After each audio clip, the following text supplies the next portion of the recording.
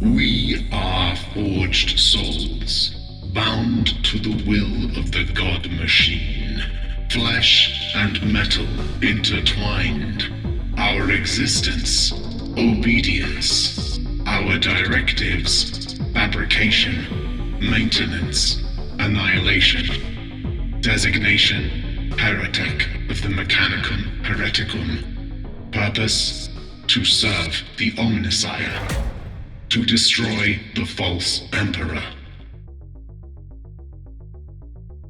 Hi, my name's Guy, you're watching Midwinter Minis, and in this video I'm going to show you how you can kit bash models from junk to represent the Dark Mechanicum, probably the biggest faction in the Warhammer 40k universe that doesn't really have any representation in the tabletop game. I'll also show you a really easy to paint and pretty unique colour scheme for them, and where to find physical or printable alternatives if you don't fancy making your own. So first off, let's quickly talk about what they are.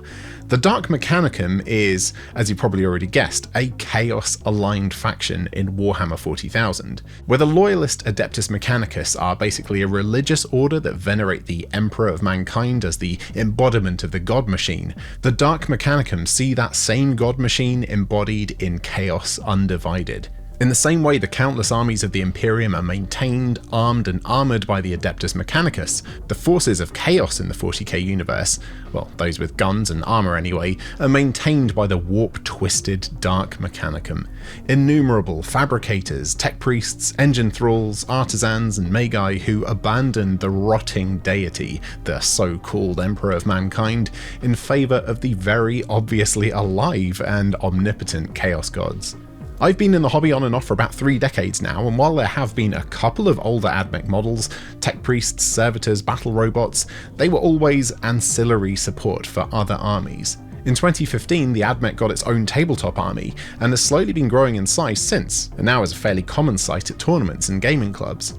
Now, while the concept of the Dark Mechanicum has been around for almost as long as the AdMech, they've barely had any models, with the few exceptions being the Negavolt cultists from the Blackstone Fortress board game, and more recently, Vashtor the Archaphane, a monstrous, winged demon of twisted flesh and metal. Now, right now, he's usable in the Chaos Space Marine army, but I think everyone is secretly hoping that Vashtor is a hint of an upcoming Dark Mech army announcement. If that is the case, what I think we'll most likely see is a couple of unique units, and then just a repackaging of existing AdMech kits with Dark Mech upgrade sprues, just like the Genestealer Cult's Brood Brothers. And to be honest, if Games Workshop do introduce the Dark Mech as a playable faction, I don't think they'll call it Dark Mechanicum. They'll probably give it a more copyrightable, high gothic name like Mechanicus Hereticum, the same phrase I used in the intro. Time will tell, I suppose. Anyway, you're here to learn how to build cool looking Warhammer models from junk, aren't you? If you've been doing Warhammer for any time at all, you'll know most infantry kits come with quite a few spares. To stop you making more models than the box would ordinarily allow, kits limit you to a set number of legs or torsos, which means you're usually left with dozens of arm, head and weapon options that, if you're a hoarder like me, you'll keep squirreled away in a bits box for projects later on. Well, later on is now.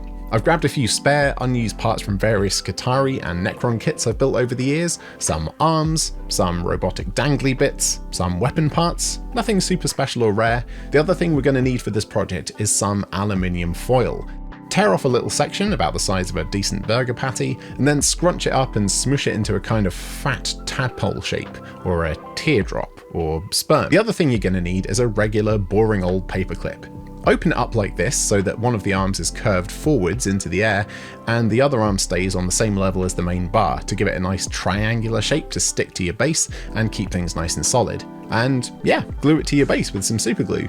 For this project, I'm also going to be sprinkling on some baking soda to make the glue set faster and also fill some gaps when we're sculpting. Now let's glue the metal tadpole to the upraised arm of the paperclip, keeping the curves aligned. Sprinkle, sprinkle, solid. And now we're going to need some broken wires. Anything will do really. Broken phone cables, wires from broken electronics, guitar strings, even those little flexible hairbands will do. The more textures the better, to be honest. All we're doing here is layering up a little collection of random stringy, wiry gubbins coming out from the bottom of the metal tadpole body to make it look like weird, floaty, disconnected electrical tendrils. How is it flying? Who knows? That's Warhammer, baby. Now you've got the lower details sorted, you can start adding any body details you like. I'm going to put on these little bony tails and spines. These are spares from the Necron Lichguard kit, because I didn't build them as tryout Praetorians. Now, never be afraid to bend and stretch parts to fit your designs. If it breaks, oh well, just glue it in separate parts.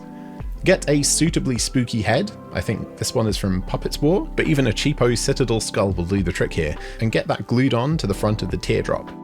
Now don't worry too much about the arms, as they're going to be pretty shrouded anyway. I just snipped some spare Necron arms and glued them to the wrists of these spare weapon options I had from building my Skitarii kits. This angle is a bit weird, but no worries. As I said, the arms aren't really going to be visible anyway, they're just going to be lumps under the shroud, so snip snip and stick stick. And that's kind of it for the detailed bits. Add anything else you want at this stage.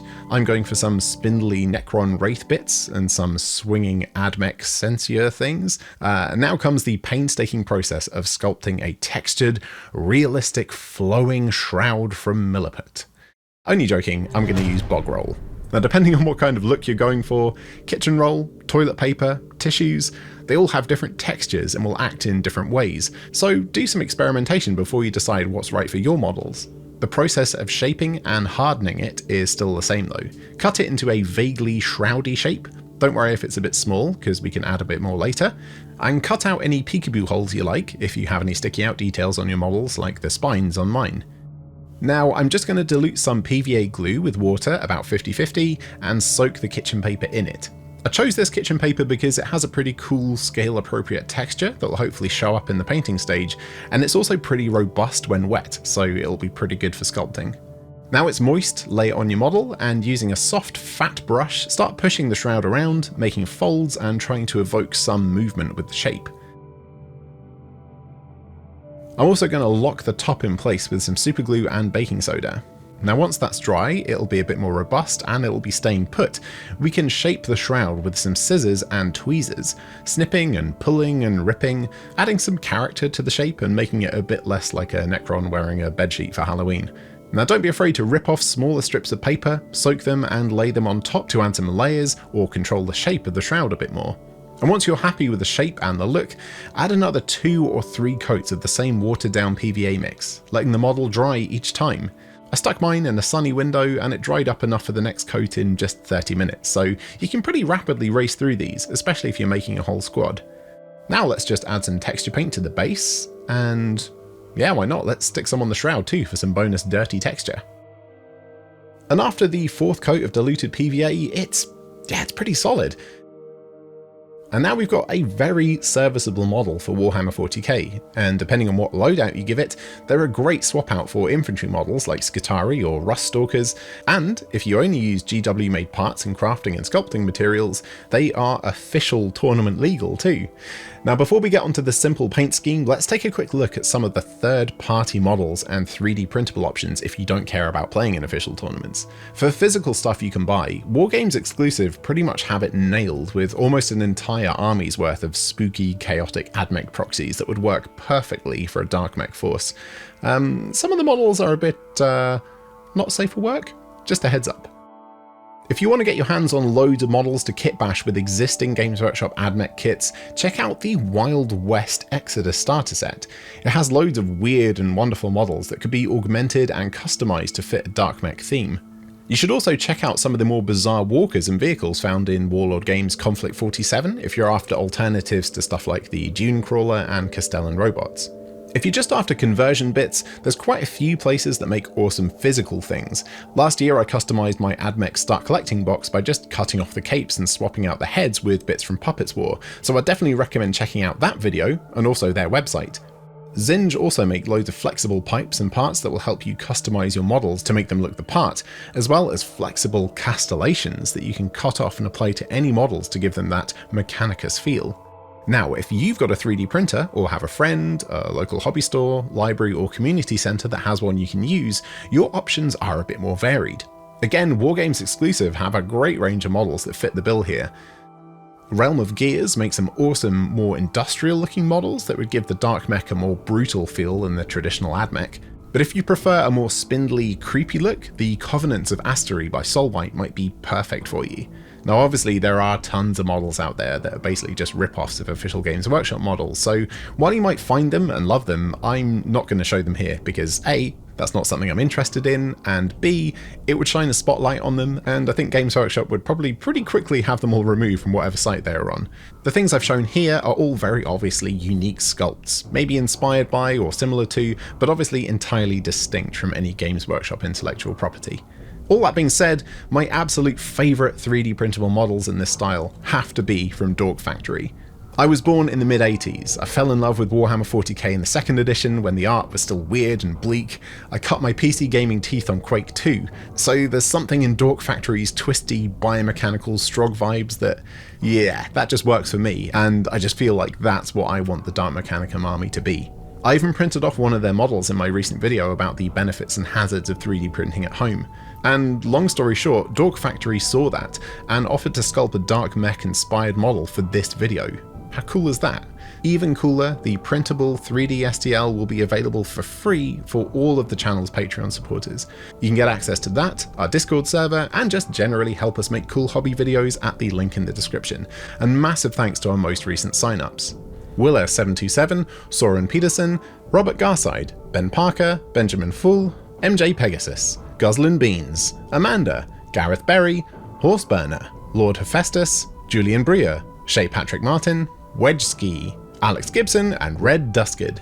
How insanely good is this print, by the way? Again, this is using my Uniformation GK2 printer and Faux Hammers Wargamer resin, not a layer line in sight. Bonkers. There's links in the description for all this stuff too if you fancy getting hold of this stuff for your own setup. So we've got two models, both quite different in terms of features, but let's see if the same paint scheme will get them both looking good fast. First things first, let's prime the models black. Give them a quick dusting of grey from above, and a dry brush with white to see what kind of details and volumes we're working with here. These are going to look so cool. Now, in terms of a unique colour combo for the Dark Mechanicum, given that the primary colour of the AdMech is red, I thought that using the classic goody-baddie computer game colour scheme for the opponents would be fun, so going with blue as the dominant colour instead. Ultramarine's blue contrast paint might seem like a bit of a rogue choice here, but when you paint it over a darker toned base coat, it gives a much creepier midnight blue appearance, which I think will work great. I use this to paint all of the fabric parts, as well as all of the main armour panels on the Dork Factory model. For metallics, I'm going with warm but still desaturated colours. A warm steel and a cool brass should do the trick. The weapons, chains and techie bits got overbrushed with silver, not much paint on the brush, so leaving some of the darker shadows untouched. And then the heads and the body parts of each model got painted bronze. Not being overly careful here and not applying too much paint, it really doesn't matter too much if the coverage is scratchy and rough because, I reckon it'll fit the vibes of the models nicely. Any skull and bone details were picked out with a bony off-white, and the bases painted with a simple muddy brown. To shade everything, I mixed a brown wash and a black wash together in equal parts, thinned it with a tiny bit of water, and then applied this all over every part of the model. After a little while, that'll be dry, and will have given everything a nice grungy dark feel. Also, the successive layers of paint will have hardened the paper shrouds even more, so win-win. Now, if you want to add a little more spice, try mixing in some of that bony colour we use for the skulls into the ultramarine blue contrast paint to make a soft highlight colour. Either pick out the top facing parts of the folds manually, or do some soft dry brushing if you want to bring out the texture, or both. Using just the bony coloured paints on its own, you can also add some painted on details like striations on the horns and highlights on the skulls and bones. A fierce red base coat on the eyes and lenses would also set off the colour scheme really nicely, and then just finish it off with a black rim on the base. And yeah, there we go, two totally unique examples of some Dark Mechanicum infantry, one totally scratch built using junk and spare bits, and the other one 3D printed. I hope you enjoyed this video. Let me know in the comments if you found any other awesome third-party creators that make stuff you could proxy as Dark Mech, whether it's physical stuff or 3D printable, I'd love to see it. And by the way, I also noticed that Dork Factory just finished a successful Kickstarter to make big stompy robots the size of Imperial Knights in this style too, so let's say if this video hits 5,000 likes, I'll print one off and paint it on the channel too. That'll easily be the biggest, most complex thing I've 3D printed, so I reckon it should be a fun challenge. Be sure to like and subscribe if you want to see more of this kind of stuff in the future, and thanks so much for watching, and I'll catch you next time. Bye for now!